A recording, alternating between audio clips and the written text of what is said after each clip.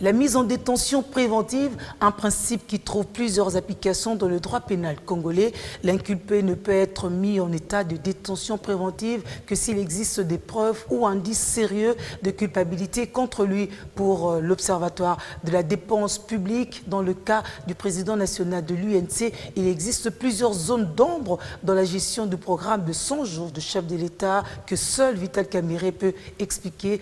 Ce président demande également l'instruction d'autres personnes impliquées dans la gestion de ce programme.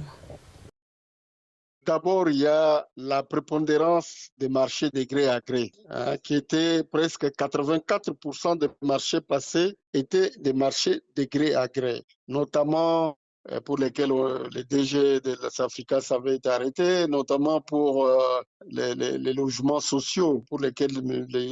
Jamal, le Libanais, a été arrêté. Donc, en dehors de cela, la plupart des marchés étaient passés de gré à gré. Donc, c'est la première chose. La deuxième chose, alors, il y avait maintenant le problème de la surfacturation des écoles. Notamment, il y avait le complexe scolaire Mokengeli, 1 880 000 $. L'école primaire maternelle du camp Tchachi, qui était à 3 299 000 $.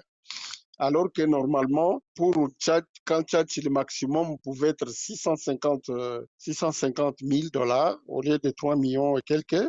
Et pour Mokengeli, ça pouvait être dans les 450 000, etc.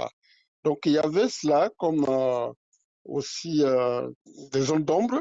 Ensuite, il y a au niveau de les projets routes, la partie route du programme, on avait annoncé la réhabilitation de 3 385 000 km de routes, mais c'est à peine 374 qui ont été seulement réalisés. Alors, qu'est-ce qu'on a fait du reste de l'argent? Ça, on ne sait pas.